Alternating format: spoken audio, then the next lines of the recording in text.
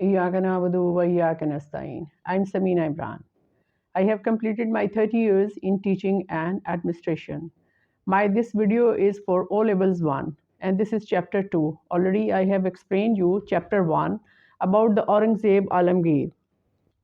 Now in this chapter we will discuss how Awliya Kiram they reached in subcontinent and how they preached Islam over there. بچوں آپ نے کبھی سوچا ہے کہ اسلام تو مکہ مدینہ عربس میں جو ہے وہ پھیلا، وہاں سے سٹارٹ ہوا اور وہیں سے تبلیغ حضور پاک صلی اللہ علیہ وسلم نے سٹارٹ کی، پھر ارد گرد کے علاقوں میں اسلام پھیلتا ہی چلا گیا. لیکن آپ نے کبھی سوچا ہے کہ سب کانٹیننٹ میں اسلام کیسے پھیلا؟ وہاں تو کوئی نبی نہیں آیا، وہاں تو کوئی پیغمبر نہیں آیا، تو پھر ہم کیسے مسلمان ہیں؟ ہم جو لوگ ہیں یا انڈیا میں جو مسلمان ہیں وہ کیسے مسلمان ہیں؟ آپ نے کبھی اس بارے میں سوچا ہے؟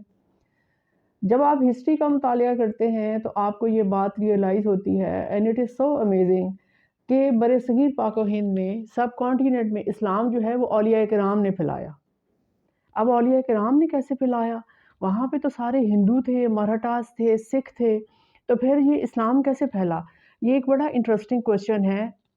Before starting this chapter and before starting all these Awliya Ikram, Shah Waliullah, Sayyid Ahmad Shaheed Barelvi and Haji Shariatullah and Titu Mir, ان لوگوں کو سٹارٹ کرنے سے پہلے میں آپ کو تھوڑا سا بیک گراؤنڈ جو ہے اس چیپٹر کا بتا دینا چاہتی ہوں کہ how did it start. 712 Muhammad bin Qasim when he reached in subcontinent. آپ کو یہ بھی اندازہ ہوگا پچھلی کلاسز میں آپ نے already you have studied in class 8 and 7 کہ محمد بن قاسم کس طریقے سے سب کانٹیننٹ میں آیا اور کس طرح ایک قافلے پہ حملہ ہوا، اور پھر وہاں پہ ایک مسلمان عورت نے کہا کہ اگر حجاج بن یوسف کو یہ پتہ چل جائے تو وہ تم لوگوں کو، بحری قزاقوں کو کہا کہ وہ تم لوگوں کو تباہ کر دے. لیکن انٹرنیٹ تو نہیں تھا، نہ واٹس ایپ تھا، لیکن یہ بات جیسے تیسے پھیلتی جب حجاج بن یوسف تک پہنچی تو حجاج بن یوسف نے اپنے سپہ سالار محمد بن قاسم ہی واز جسٹ 17 ایئرز اولڈ، اس کو یہ آرڈر کیا کہ آپ سب کانٹیننٹ میں جائیں اور ان بحری قزاقوں کو سزا دیں. Muhammad bin Qasim was a very very brave soldier. وہ جب اپنی جوانوں کو لے کر گیا حملہ کرنے کے لیے، اس نے بحری قزاقوں پہ حملہ کیا، ان کو قید کیا اور بچوں بڑوں اور عورتوں کو جو ہے ان کی قید سے نجات دلائی. تو اس کے ساتھ ہی اس نے سب کانٹیننٹ میں بہت سارے علاقوں کو فتح کر لیا. اس کی دہشت اتنی زیادہ تھی کہ وہ جس علاقے میں جاتا گیا اس علاقے کو فتح کرتا چلا گیا. ہندوؤں کے بہت سارے مندر اس نے تباہ کر دیے، بتوں کو کے سر قلم کر دیے، اور اس طریقے سے سب کانٹیننٹ میں محمد bin Qasim was the first person who reached in subcontinent and he started preaching Islam and he started making mosques and madrasas in subcontinent. جب محمد بن قاسم ایک عرب تھا، جب وہ سب کانٹیننٹ میں آیا اور اس نے یہ تمام علاقے فتح کیے تو اس کے بعد پھر ارد گرد کے جتنے افغانستان میں، ایران میں اور سعودی عربیہ میں جتنے بھی مسلم لیڈرز تھے، انہوں نے آہستہ آہستہ جو ہے سب کانٹیننٹ کی طرف جو ہے موو کرنا شروع کر دیا. محمد بن قاسم نے تو سب کانٹیننٹ کو فتح کیا، بہت سارے علاقے، اور اس کے بعد وہ چلا گیا. لیکن اس کے بعد بہت سارے مسلم لیڈرز جو تھے نا، اور بہت سارے جو بادشاہ تھے، انہوں نے سب کانٹیننٹ کا رخ کیا. وہاں پہ وہ اسلام کا جھنڈا گاڑنا چاہ رہے تھے، اور وہ یہ چاہ رہے تھے کہ وہاں پہ اسلام کی تبلیغ کی جائے اور ہندوؤں کو زیادہ سے زیادہ مسلمان کیا جائے. اور اس کے بعد جو ہے نا تجارت سب کانٹیننٹ میں سٹارٹ ہو گئی.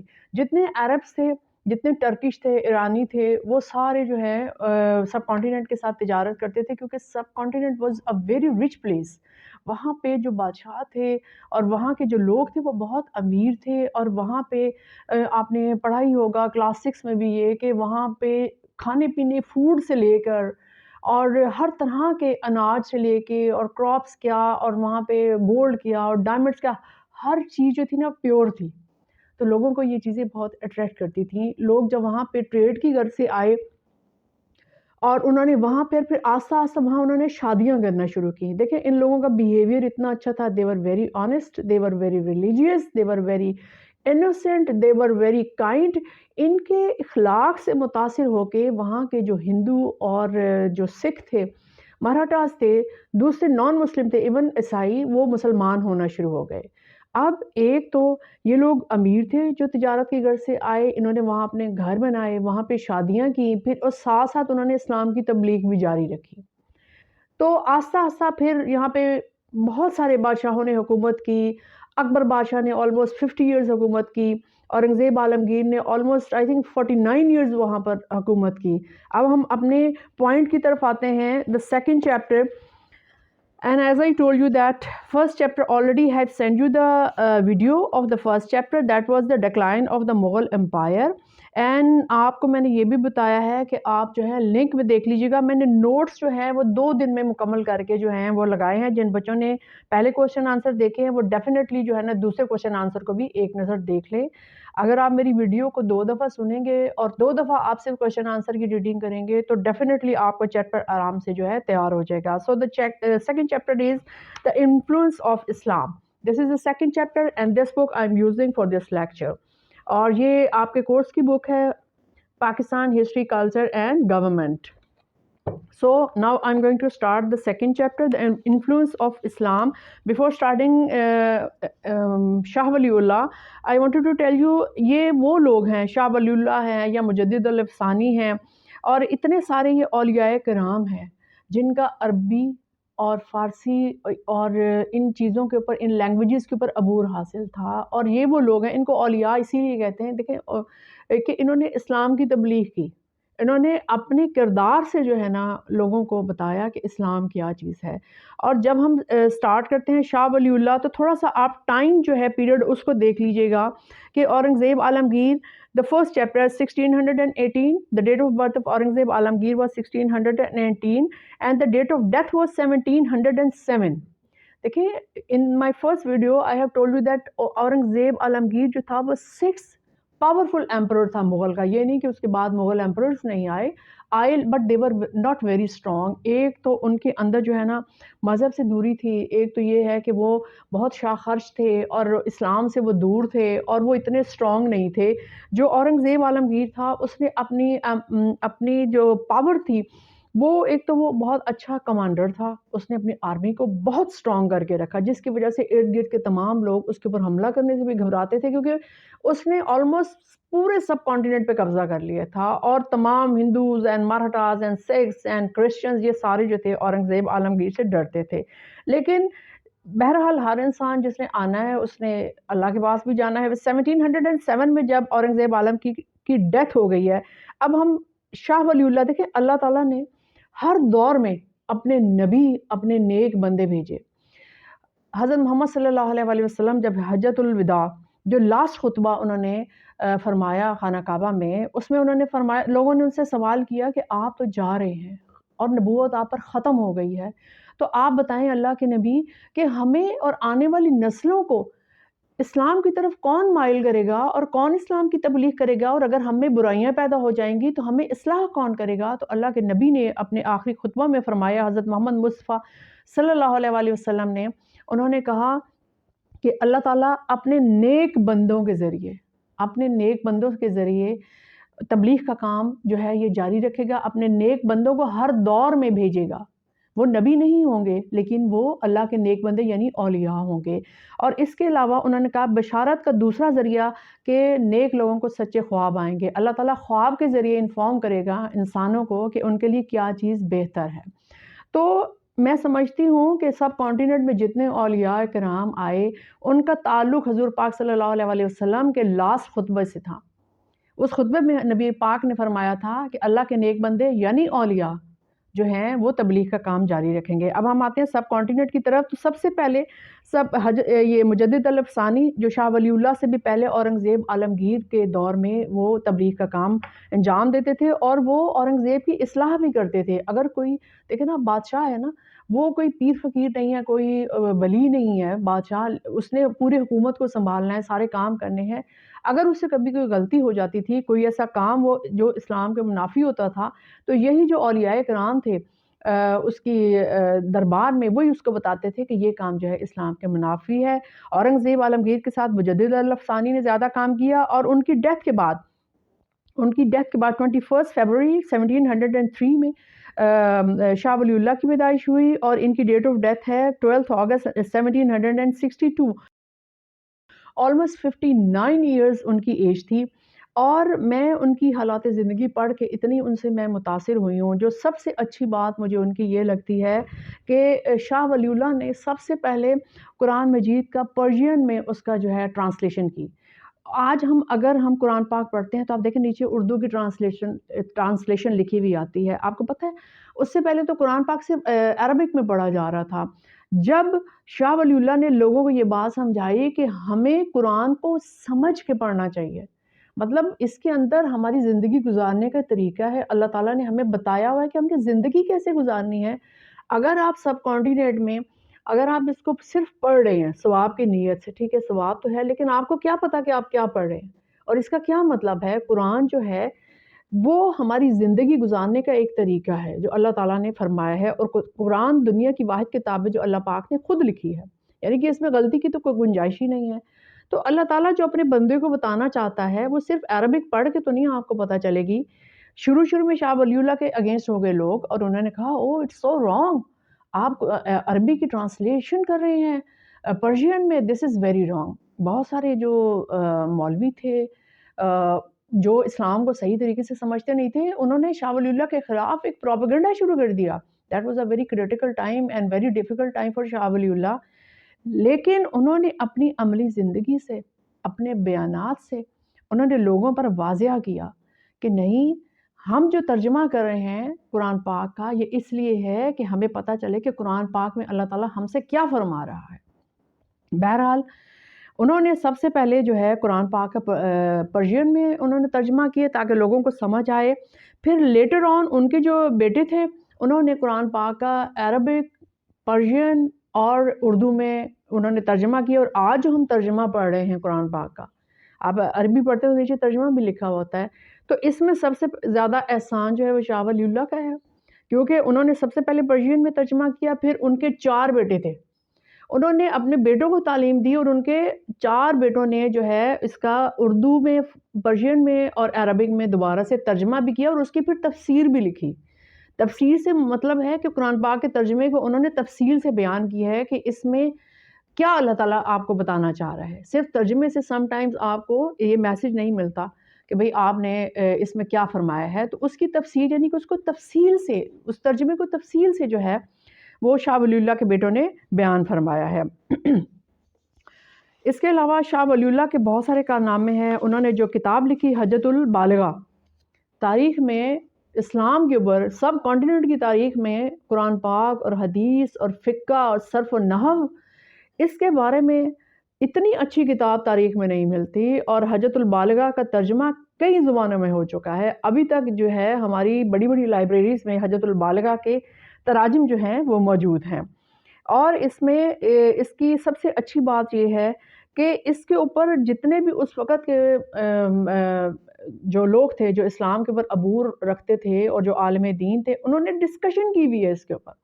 انہوں نے بتایا ہوا ہے کہ اگر ہم یہ کریں گے تو ہمیں یہ سزا ہے، اس چیز کی سزا اتنی زیادہ ہے، اور اس چیز کو ہم کس طریقے سے کریں تو زیادہ اچھا جو ہے وہ ثابت ہو جائے گا.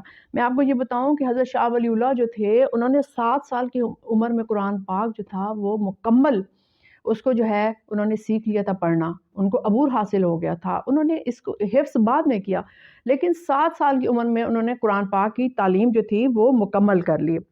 ان کے جو والد صاحب تھے ان کا ایک مدرسہ تھا رحیمیہ، مدرسہ رحیمیہ جو اس وقت کا سب سے بڑا مدرسہ تھا، جس میں قرآن پاک کی صرف تعلیم پڑھنا نہیں سکھایا جاتا تھا، اس میں قرآن پاک کو ترجمے اور تفسیر کے ساتھ جو ہے وہ بچوں کو بتایا جاتا تھا. اور اس وقت کے پڑھے ہوئے جو ہمارے باپ دادا سمجھ لیں، پردادا سمجھ لیں، وہ انہوں نے وہاں سے تعلیم حاصل کی. اور آج جو ہم مسلمان ہیں اس کی سب سے بڑی وجہ حضرت شاہ ولی اللہ، حضرت مجدد علیہ ثانی اور اس کے بعد آنے والے جتنے اولیاء کرام تھے ان کی وجہ سے اسلام پھیلا، اور ہمارے جو پردادا ہیں اور وہ سب جو ہے انہوں نے اسلام قبول کیا. ان کا اصل نام جو تھا وہ قطب الدین احمد تھا، اور یہ اپنے وقت کے سب سے بڑے عالم دین، محدث اور مصنف مانے جاتے تھے. ان کی نسل جو تھی وہ ہندوستانی تھی.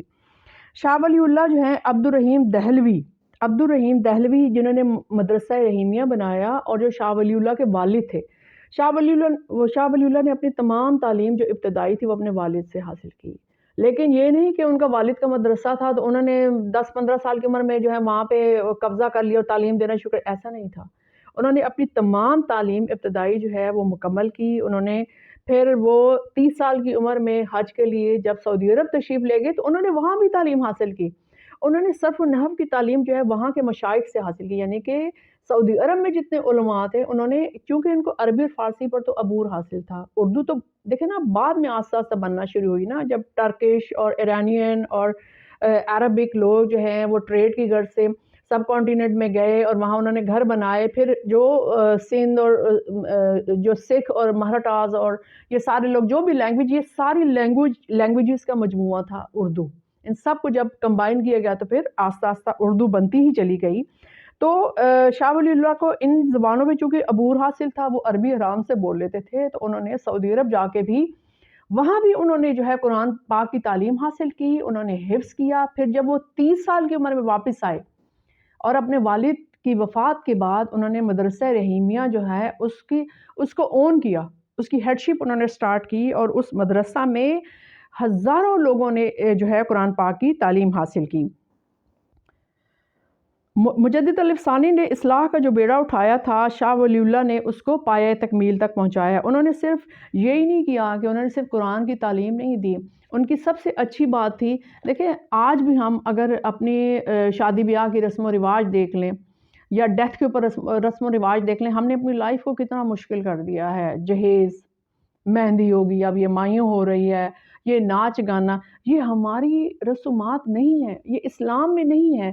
اور آپ کو میں بتاؤں کہ ہندوؤں میں آج بھی بیوہ کو شادی کی اجازت نہیں دی جاتی، لیکن شاہ ولی اللہ نے سب سے پہلے اس بات پہ پوائنٹ اٹھایا کہ بیوہ کی فوراً سے دوسری شادی کر دی جائے، چاہے وہ جوانی میں بیوہ ہے، چاہے وہ 40 ایئرز کی ہے یا 50 ایئرز کی ہے، اگر وہ شادی کرنا چاہتی ہے تو اس کی جلد سے جلد شادی کر دی جائے۔ دیکھیں اس کی سب سے بڑی مثال ہمیں سعودی عرب میں ملتی ہے۔ آپ وہاں دیکھیں کہ عورت کو اکیلے رہنے کا حکم نہیں ہے، وہاں پہ جو بھی عورت بیوہ ہوتی ہے، اگر تو وہ بہت ضعیف ہے اور وہ شادی نہیں کرنا چاہتی اور وہ شادی کے قابل بھی نہیں ہے، اس کی خواہش بھی نہیں ہے، تو اس کو اجازت ہے، لیکن اگر کوئی جوان لڑکی بیوہ ہوتی ہے تو اس کو فوراً حکم دیا جاتا ہے کہ آپ شادی کر لیں، اور اس کو غلط نہیں سمجھا جاتا۔ یہ صرف سب کانٹیننٹ میں ہندوؤں کی رسم تھی کہ بیوہ کو جو ہے نا، ایک تو اس کے اوپر ظلم و ستم جاری کر دیتے ہیں ہندو لوگ، اور پھر وہ اجازت نہیں دیتے کہ بیوہ جو ہے وہ تو منحوس ہے، وہ تو دوسری شادی نہیں کر سکتی۔ لیکن شاہ ولی اللہ نے اسلام کے پوائنٹ آف ویو سے مسلمانوں کو یہ بات بتائی کہ یہ ہندوؤں کی رسومات ہے اور یہ غلط ہے۔ انہوں نے ہندوؤں کو بھی بتایا، یہ نہیں کہ صرف مسلمانوں کو بتایا، انہوں نے ہندوؤں کو بھی بتایا کہ بیوہ کی جلد سے جلد دوسری شادی کی جائے، اور اللہ تعالیٰ اس چیز کو پسند فرماتا ہے کہ بیوہ کی دوسری شادی کی جائے۔ اس کے علاوہ شادی بیاہ کی رسومات، فوتگی کی رسومات، انہوں نے یہ مسلمانوں کو بتایا کہ اگر ایک شخص فوت ہو جاتا ہے، آپ صرف 3 دن تک اس کا سوگ منا سکتے ہیں، دوسرے دن آپ کل کریں، تیسرے دن جو لوگ آپ سے افسوس کرنے آ رہے ہیں اس کے بعد آپ افسوس کرنے والوں کو مطلب اس چیز کو ختم کر دیں۔ آپ 3 دن سے زیادہ جو ہے سوگ نہیں منا سکتے کسی کا بھی۔ اس کے بعد آپ اپنی نارمل زندگی میں واپس آ جائیں۔ کوئی 40واں جو ہمارے یہاں میں دیکھتی ہوں کہ 40ویں پہ اتنی دیگیں پک رہی ہیں جی، اور یہ جو 7ویں پہ اتنی دیگیں پک رہی ہیں، اور اب یہ جمعرات ہو رہی ہے، یہ سب ہماری رسم میں نہیں ہے، اسلام میں ان کا کوئی تصور نہیں ہے۔ آپ کو بچوں یہ باتیں اس لیے بتا رہی ہوں کہ آپ بڑے ہو گئے ہیں، آپ کو پتہ ہونا چاہیے کہ اسلام میں کیا چیز ہے۔ تو حضرت شاہ ولی اللہ نے سب سے پہلے تو ان رسموں کو ختم کرنے کا حکم دیا ہے کہ ان کا جو ہے اسلام سے کوئی تعلق نہیں ہے۔ اگر ایک بچہ بالغ ہے یا بچی بالغ ہے اور وہ کمانے کے قابل ہو گیا ہے تو جلد سے جلد اس کی شادی کر دی جائے۔ تو آپ شاہ ولی اللہ کی لائف کو اگر یوٹیوب پہ بھی سرچ کر لیں تو آپ کو ان کی پوری لائف ہسٹری آپ کو مل جائے گی، اور آپ ان کی ہسٹری کو پڑھ کے آپ کو بہت مزہ آئے گا۔ تو ان کے بہت سارے کارناموں میں ایک سب سے بڑا کارنامہ تو یہی تھا کہ انہوں نے ان تمام فضول رسومات کو ختم کر دیا، اور اس کے علاوہ جو قرآن کی تعلیم انہوں نے پوری دنیا پوری سب کانٹیننٹ کے لوگوں کو دی، وہ ایک بہت بڑی مثال ہے۔ قرآن پاک کا فارسی میں ترجمے کے علاوہ اس کی تفسیر بھی انہوں نے بیان کی۔ حجۃ البالغہ ان کی مشہور کتابوں میں سے ایک ہے جس میں اسلامی عقائد، رسم و رواج اور اس کا اردو میں ترجمہ بھی کیا جا چکا ہے۔ ان رسم و رواج کو انہوں نے غلط قرار دیا، اور بعد میں آنے والے ان کے جو صاحبزادے تھے چاروں صاحبزادوں نے اس کا اردو میں ترجمہ بھی کیا. یہ ایک بہت ہی بے مثال کتاب ہے. اگر آپ چاہیں تو آپ لائبریری میں اس کو سرچ کر سکتے ہیں. اچھا، اس کے علاوہ جو ان کا سب سے بڑا کارنامہ میں سمجھتی ہوں قرآن پاک کی قرآن کے ترجمہ حجۃ البالغہ تیسرا، چوتھا انہوں نے جو فضول رسومات ہیں ان کو ختم کی، اور پانچواں جو ان کا سب سے بڑا جو کارنامہ ہے وہ یہ ہے کہ انہوں نے احمد شاہ ابدالی کو دعوت دی خط کے ذریعے کہ جو ہندو ہیں، مراٹھاز ہیں، سکھ ہیں، یہ آہستہ آہستہ اورنگزیب کی ڈیتھ کے بعد، چونکہ اس کے بعد جتنے مغل ایمپررز آئے وہ بیرا روی کا شکار ہو گئے تھے. مطلب اپنے طور پہ تو شاہ ولی اللہ نے اور ان کے جتنے بھی ان کے طالب علم جو ان کے اسٹوڈنٹ تھے وہ کوشش کر رہے تھے اسلام کو پھیلانے کی اور سب کچھ، لیکن جب انہوں نے دیکھا شاہ ولی اللہ نے کہ بھئی ہماری جو قوم ہے وہ اسلام سے ہٹ رہی ہے اور ہمارے مغل ایمپررز جو ہیں جو بھی ہے وہ اسلام کے مطابق زندگی نہیں گزار رہے، اور آہستہ آہستہ جو ہے مراٹھاز اور جو ہندوز ہیں وہ اپنا اثر و رسوخ بڑھا رہے ہیں، تو ان کو یہ ڈر تھا کہ اگر ہندو قابض ہو گئے تو سب کانٹیننٹ میں تو اسلام کو بہت بڑا خطرہ ہے، تو پھر وہ اسلام کی تبلیغ بھی بند ہو جائے گی، پھر ہم قرآن کی تعلیم بھی نہیں دے سکیں گے. تو انہوں نے احمد شاہ ابدالی کو خط لکھ کے یہ تمام واقعات جو ہیں، تمام حالات ان کے پاس جو ہیں انہوں نے پیش کیے، جس کی وجہ سے احمد شاہ ابدالی نے جو ہے سب کانٹیننٹ پہ حملہ کیا اور اس نے جو ہے سب کانٹیننٹ کو فتح کیا اور اسلام کی تبلیغ دوبارہ سے شروع ہو گئی. یہ شاہ ولی اللہ کا ایک بہت بڑا کارنامہ ہے. اگر وہ احمد شاہ ابدالی کو خط نہ لکھتے تو پانی پت کی تیسری جنگ جو ہے وہ مسلمان نہ جیت سکتے اور مرہٹوں کو شکست نہ ہوتی. مرہٹے بہت طاقتور ہو گئے تھے، تو شاہ ولی اللہ کے ایک خط نے جو ہے وہ تمام حالات جو ہے تبدیل کر دیے. اور اس کے بعد شاہ ولی اللہ جو تھے انہوں نے اپنی تبلیغ کا کام جاری رکھا، اور at the time of death still he was busy in preaching Islam, اور انہوں نے اپنے تمام بیٹوں کو اس بات پر مائل کیا کہ وہ تمام زندگی قرآن و سنت کی تعلیم لوگوں کو دیتے رہیں گے.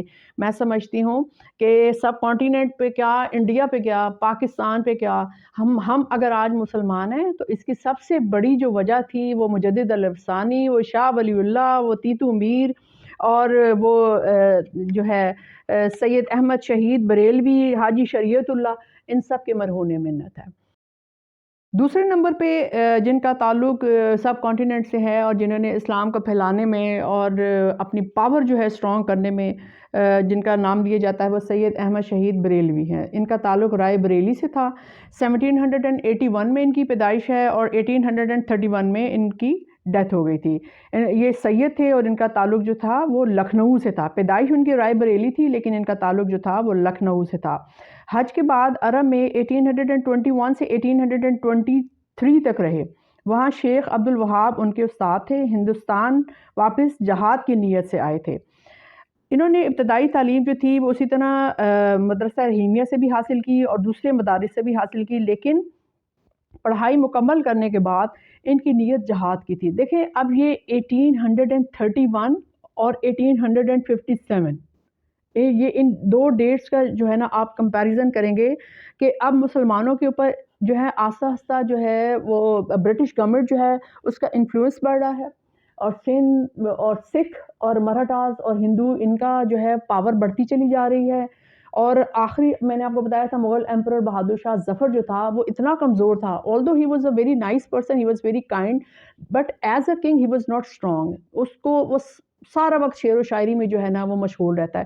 میں سمجھتی ہوں کہ ایک کنگ کو بہت پاورفل اور بہت اسٹرانگ ہونا چاہیے، بہت آنیسٹ ہونا چاہیے. اگر وہ ایک اچھا انسان ہے لیکن وہ اپنی حکومت کو نہیں چلا سکتا، اگر وہ اپنی فوج کو مینٹین نہیں کر سکتا تو اس کو جو ہے تخت پر بیٹھنے کا بھی کوئی حق نہیں ہے. بہادر شاہ ظفر جو تھا وہ ایک بہت ہی ویک ایمپرر تھا. اسی وجہ سے برٹش نے جب وہ آئے ایسٹ انڈیا کمپنی بنائی، سارا کچھ کیا اور انہوں نے سب کانٹیننٹ پہ قبضہ کیا اور بہادر شاہ ظفر کو قید کر دیا اور پھر وہیں پر اس کی ڈیتھ بھی ہو گئی.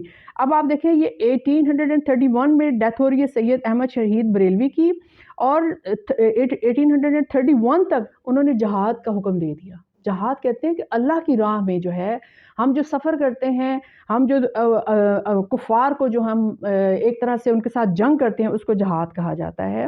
تو ہندوستان واپس جہاد کی نیت سے آئے. مدرسہ سے پڑھائی مکمل کر کے ایک پٹھان ملٹری فورس کو جوائن کر لیا.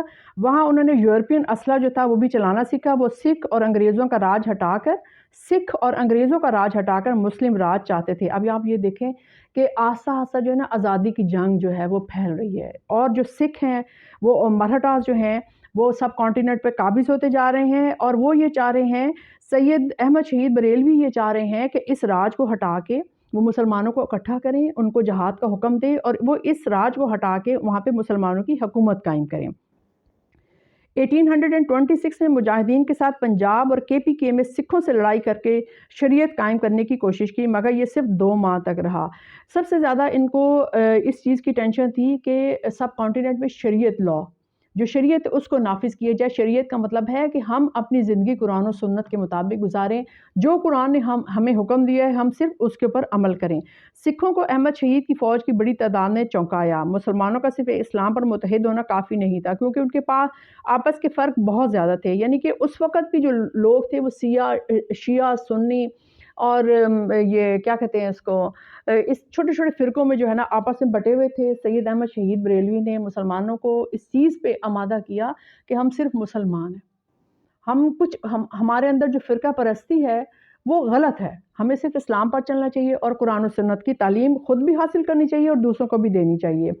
لیکن چونکہ برٹش آرمی کو یہ پتہ چل چکا تھا، اور برٹش گورنمنٹ کو بھی، کہ یہ جو ہے ان کے کان کھڑے ہو گئے تھے کہ یہ تو ایک فوج بنا رہے ہیں آہستہ آہستہ، اور یہ جہاد کریں گے اور ہماری حکومت کو ختم کر دیں گے، کیونکہ برٹش کا اب 1830 اور 31 میں برٹش راج تھا، تو برٹش گورنمنٹ جو تھی وہ چاہتی تھی کہ ان کو جلد سے جلد جو ہے نا ان کو جیل میں بند کیا جائے۔ اس وجہ سے ان کی فوج کمزور پڑ گئی، اور سکھ راج رنجیت سنگھ نے انہیں کشمیر بھجوا دیا۔ بالا کوٹ میں جنگ لڑتے ہوئے شہید ہو گئے اور وہیں دفن کیا گیا۔ اب شاہ ولی اللہ جو تھے، ان کے بعد سید احمد شہید بریلوی جو تھے، چونکہ ان کو شہید کیا گیا تھا، کشمیر لے جایا گیا، وہاں پھر جنگ لڑتے ہوئے بالا کوٹ میں جنگ لڑتے ہوئے شہید ہو گئے اور وہیں ان کو دفن کیا گیا۔ تو اس وجہ سے چونکہ یہ شہید ہوئے تو ان کے نام کے ساتھ ہمیشہ شہید کا ورڈ لگایا جاتا ہے۔ اب شاہ ولی اللہ، سید احمد شہید بریلوی، اور تیسرے نمبر پہ آتے ہیں حاجی شریعت اللہ۔ اب دیکھیں ایسٹ پاکستان اور ویسٹ پاکستان۔ ویسٹ پاکستان وہ ہے جو آج پاکستان ہے، سندھ، پنجاب، بلوچستان اور سرحد، اور ایسٹ پاکستان کہتے ہیں بنگلہ دیش کو۔ جتنا پاکستان سے بنگلہ دیش رقبے کے لحاظ سے تھوڑا بڑا ہے، اور میں آپ کو یہ بتاؤں کہ بنگالیز جو ہیں وہ بڑے اچھے اور پکے مسلمان ہیں، اور ان کے اندر بڑا جوش اور ولولہ۔ دیکھیں پاکستان بنانے میں بھی بنگالیز نے اتنا ہی جوش اور ولولہ دکھایا تھا جتنا کہ ہمارے پنجابی، سندھی اور پٹھان اور ان سب بلوچی لوگوں نے دکھایا تھا۔ تو حاجی شریعت اللہ جو تھے وہ بنگالی تھے، ان کی ڈیٹ آف برتھ ہے 1781 اور ان کی ڈیٹ آف ڈیتھ ہے 1840۔ 1781 میں فرید پور بنگال میں پیدا ہوئے، ٹھیک ہے، اور 20 ایئرس تک عرب میں رہے، اور انہوں نے وہاں پہ جو ہے قرآن پاک کی تعلیم بھی حاصل کی۔ ان کو مذہب سے بہت زیادہ لگاؤ تھے، وہ بہت مذہبی تھے، اور ان کی ایک تحریک جو بہت مشہور تھی وہ فرائضی تحریک تھی، 1818 میں بنگال واپس آ کر شروع کی۔ ان کو اس چیز کا بہت غم تھا کہ جو مسلمان ہیں وہ بے راروی کا شکار ہو گئے تھے، جو مغل ایمپررز تھے ان کی کوئی پاور نہیں تھی رہی، اور سکھ اور مراٹھاز ہر جگہ وہ قابض ہوتے چلے جا رہے تھے، اور ان کو اس چیز کا بہت زیادہ دکھ تھا۔ ان کی مشہور جو تحریک انہوں نے سٹارٹ کی دیٹ واز فرائضی تحریک، اور اس فرائضی تحریک میں انہوں نے مسلمانوں کو بتایا کہ آپ کے فرائض کیا ہیں، آپ تو سب کچھ بھولے بیٹھے ہو، آپ تو قرآن و سنت کو بھولے بیٹھے ہو۔ تو انہوں نے اپنی اس فرائضی تحریک میں بتایا کہ صرف روٹی کپڑا اور یہ گھر، یہ تو آپ کے فرائض نہیں ہیں، آپ کے فرائض میں ہے قرآن و سنت کے مطابق زندگی گزارنا اور جہاد کرنا، اور ہمارے اوپر اگر کفار اگر ہمارے اوپر قبضہ کر رہے ہیں تو ہمیں جہاد کرنا چاہیے، ہمیں ان کے ساتھ جنگ کرنا چاہیے۔ تو ان کی فرائضی تحریک اس وقت کے دور میں بہت زیادہ فیمس ہو گئی۔ حاجی شریعت اللہ جو تھے نا، وہ چونکہ ایک مذہبی آدمی تھے، انہوں نے قرآن و سنت کو پڑھا تھا، یہ نہیں تھا کہ ایسے جوش ولولے میں اکثر لوگ کھڑے ہو جاتے ہیں کہ ہم اللہ کے نام پر جہاد کریں گے، لیکن ان کو اپنے مذہب کی تعلیم انہوں نے نہیں حاصل کی ہوئی ہوتی۔ حاجی شریعت اللہ جو تھے انہوں نے قرآن و سنت کی تعلیم باقاعدہ حاصل کی تھی، ان کو جو تھا کہ انہوں نے قرآن پاک کا ترجمہ پڑھا تھا، تفسیر پڑھی تھی، تو وہ مسلمانوں کو جس طرح شاہ ولی اللہ نے مسلمانوں کو بتایا کہ ہمارے رسم و رواج کیا ہیں، اور بیوہ سے شادی جو ہے وہ اللہ تعالیٰ نے پسند فرمائی، ہمارے نبی کریم نے کتنی بیوہ عورتوں سے شادی فرمائی، تو انہوں نے حاجی شریعت اللہ نے مسلمانوں کو جگانے کے لیے سب سے پہلے انہوں نے اسلام کی تبلیغ کی، اور انہوں نے قرآن و سنت کی تعلیم جو ہے اس کو مسلمانوں میں دوبارہ سے اس کو جو ہے نا اجاگر کیا، اور انہوں نے بتایا کہ جن رسم و رواج پر آپ چل رہے ہیں، اور یہ جو بادشاہوں کے آپ گھٹنوں کو اور پاؤں کو ہاتھ لگاتے ہیں، اور پیری فقیری جو آپ نے شروع کی ہوئی، یہ سب غلط ہے۔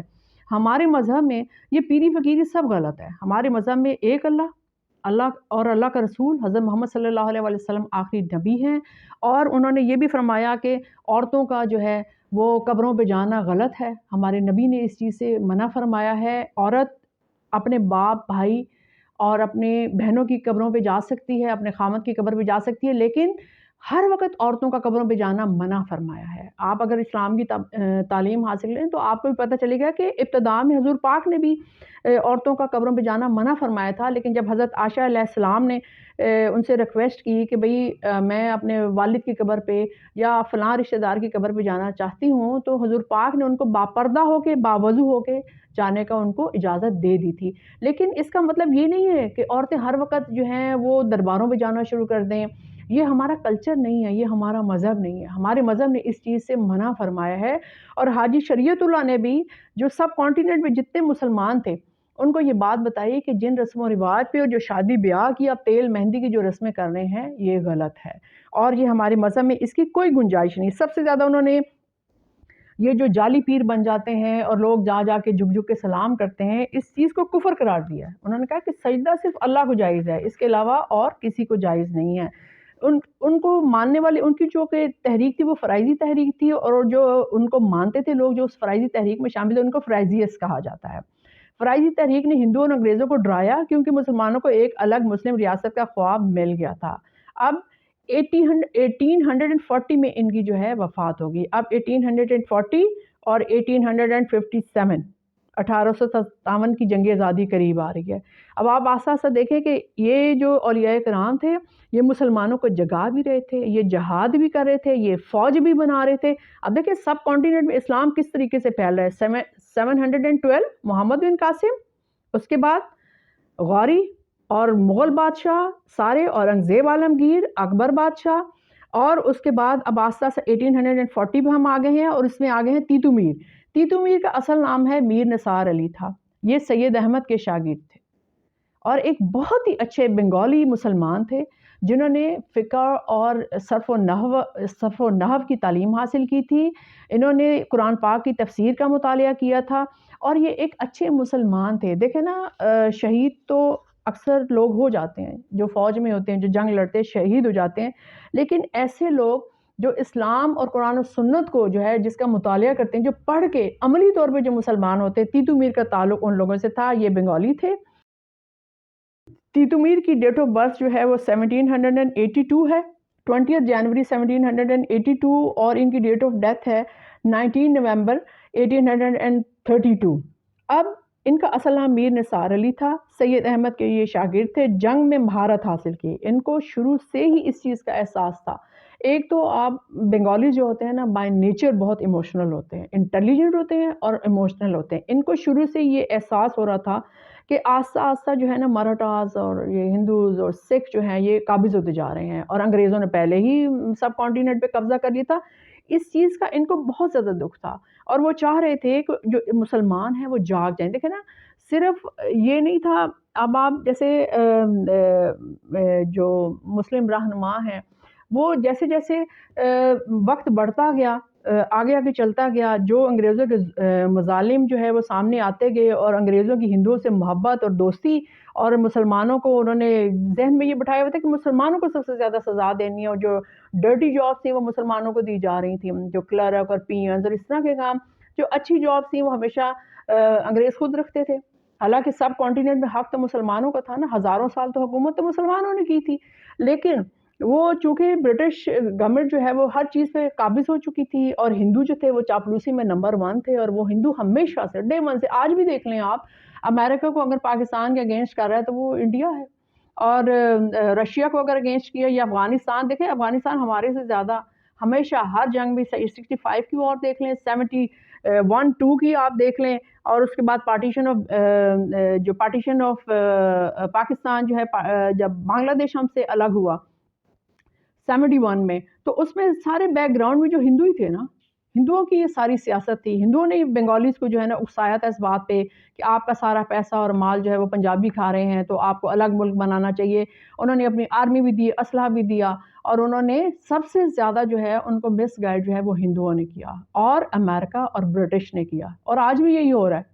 برٹش، امریکہ اور انڈیا یہ کبھی پاکستان کے فرینڈز نہیں ہو سکتے. آپ تاریخ اٹھا کر دیکھ لیں، انہوں نے کبھی بھی مسلمانوں کی مدد نہیں کی. ان کے دل میں ہمیشہ یہ حسرت ہے کہ ہم مسلمانوں پر حکومت کریں.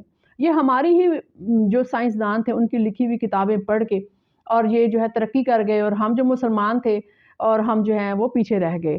تو اسی طرح تیتو میر جو تھے ان کو اس چیز کا بہت دکھ تھا. میر نثار علی کا نام تھا کہ بھئی مسلمان جو ہیں وہ تاریکی میں ڈوبتے جا رہے ہیں، اور جو دیگر مذاہب کے لوگ ہیں وہ اوپر جاتے جا رہے ہیں، وہ حکومت میں آ رہے ہیں، اور مسلمان جو ہے وہ ترقی نہیں کر رہے، اور ان کے ساتھ ظلم بھی کیا جا رہا ہے. 1830 میں مغربی بنگال کے کسانوں کا حال دیکھ کر ہندو ذمہ دار جن کو انگریز سپورٹ کرتے تھے ان کے خلاف آواز اٹھائی.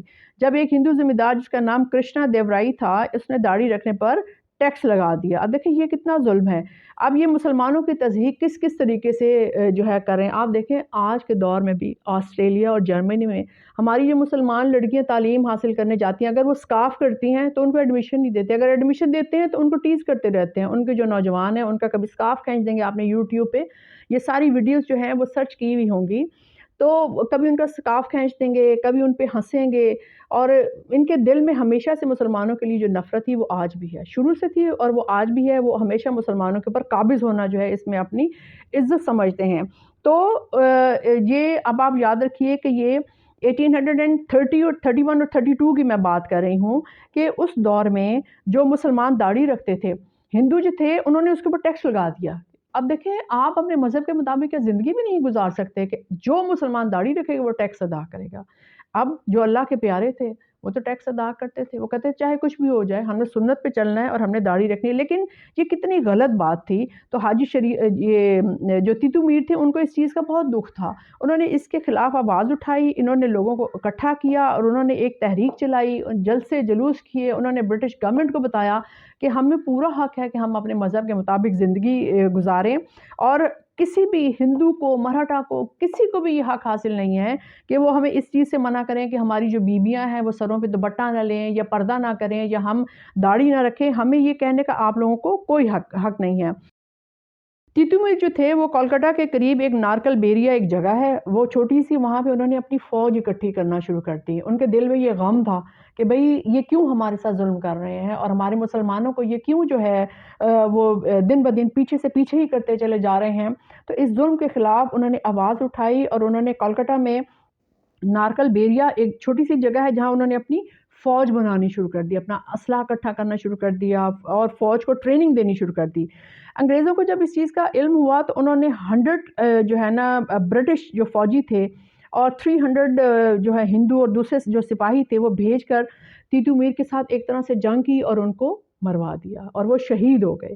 1831 میں تیتو میر جو تھے وہ انگریزوں کے خلاف جنگ لڑتے ہوئے شہید ہو گئے. تو یہ تمام اولیاء کرام کی میری نظر میں، میرے دل میں ان کی بہت زیادہ عزت ہے، اس لیے کہ آج ہم اگر مسلمان ہیں تو یہ کارنامہ ان تمام اولیاء کرام ہیں. آپ دیکھیں اسلام جب بھی پھیلا، حضرت آدم علیہ السلام سے لے کے حضرت محمد مصطفیٰ صلی اللہ علیہ وآلہ وسلم تک انبیاء کرام پیغمبروں کے ذریعے اللہ تعالیٰ نے اسلام پھیلایا.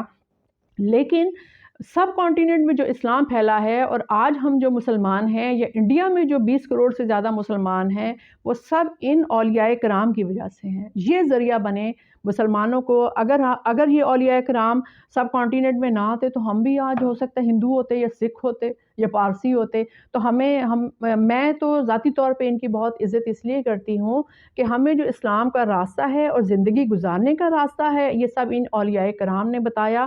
اور سب سے زیادہ عزت میرے دل میں شاہ ولی اللہ کی ہے کہ انہوں نے اتنے سخت حالات دیکھے تھے، اس کے باوجود انہوں نے عملی مظاہرہ اپنی زندگی کے ساتھ کیا کہ زندگی گزارنے کا قرآن و سنت کے مطابق یہ طریقہ ہے. پھر انہوں نے سب سے پہلے قرآن پاک کا پرشین میں ترجمہ کیا، پھر ان کے جو بیٹے تھے انہوں نے مختلف زبانوں میں اس کا ترجمہ کیا. آج جو ہم قرآن پاک کا اردو میں ترجمہ پڑھ رہے ہیں یہ شاہ ولی اللہ اور ان کے بیٹوں کی سب سے زیادہ مطلب اس چیز میں سب سے زیادہ محنت ان کی پوری فیملی کی ہے، ان کے فادر کی، ان کے بیٹوں کی، اور خود حضرت شاہ ولی اللہ جنہوں نے قرآن کی تفسیر بھی لکھی، قرآن کا ترجمہ بھی لکھا، اور اپنے بیٹوں کو بھی حکم دیا کہ قرآن پاک کا مختلف زبانوں میں جو ہے نا اس کے تراجم کیے گئے، اور حجۃ البالغہ جو انہوں نے لکھی وہ ایک بیش قیمت کتاب ہے کہ پوری زندگی گزارنے کا طریقہ جو ہے وہ حجۃ البالغہ میں شاہ ولی اللہ نے لکھ دیا۔ بہت بہت شکریہ۔ میری ویڈیو کو آپ 2 دفعہ دیکھیں تو آپ کو یہ پورا چیپٹر سمجھ آ جائے گا۔ چیپٹر بہت انٹرسٹنگ ہے، اور میں آپ کو ہمیشہ کہتی ہوں کہ ہسٹری کو جو ہے نا آپ ایک سٹوری کی طرح پڑھا کریں۔ اگر آپ اس کو رٹنے بیٹھ جائیں گے آپ کو کبھی سمجھ نہیں آئے گی۔ میں نے ہسٹری کو جب بھی پڑھا ہے نا، میں نے اس کو ایک انٹرسٹنگ سٹوری کے طور پہ پڑھا ہے۔ آپ اس کو پڑھیں، اس کو سنیں، اس کے بعد اس کے کوشچن آنسر آپ کو لنک میں مل جائیں گے، اس کا آپ پرنٹ نکالیں۔ دیکھیں ایسے موبائل سے جب تک آپ ہارڈ کاپی ہاتھ میں نہیں رکھیں گے نا، آپ کو اچھے طریقے سے نہیں آپ ان کو یاد کر سکتے۔ ہمیشہ میری آپ سے ریکویسٹ ہوتی ہے کہ آپ جو ہے اس کا پرنٹ نکالیں، ان کو یاد کریں، اور اس سٹوری کو ہمیشہ جب آپ کوئی چیپٹر سٹارٹ کرتے ہیں، خواہ وہ کوئی بھی آپ کا سبجیکٹ ہے، پہلے اس کی ریڈنگ کیا کریں۔ ہمارے بچوں کو نا ریڈنگ کی عادت نہیں رہی، بس وہ جلدی کام کرنے کے چکروں میں ہوتے ہیں، جس کی وجہ سے بہت ساری چیزیں وہ مس کر دیتے ہیں۔ پہلے آپ اس چیپٹر کی ریڈنگ کریں۔ اگر آپ حضرت شاہ ولی اللہ سٹارٹ کریں تو پہلے اپنی بک میں اس کی ریڈنگ کریں۔ ریڈنگ کرنے کے بعد آپ میرا لیکچر سنیں، لیکچر سننے کے بعد جب آپ کوشچن آنسر آپ پڑھیں گے نا، آپ کو پڑھتے پڑھتے ہی یاد ہو جائیں گے۔ Thank you very much. اگر آپ کو میرا چینل پسند آ رہا ہے آپ اس کو سبسکرائب کریں، آپ اس کو لائک کریں۔ اگر آپ کو کوئی چیز دوبارہ میرے سے سمجھنی ہے تو آپ کمنٹ میں آپ مجھے بتا سکتے ہیں، میں اس کے لیے ایک ویڈیو اور بنا دوں گی۔ ہمارا فرسٹ اور سیکنڈ چیپٹر کمپلیٹ ہو گیا ہے، اگلی ویڈیو میں 3rd چیپٹر کو ایکسپلین کروں گی۔ بہت بہت شکریہ۔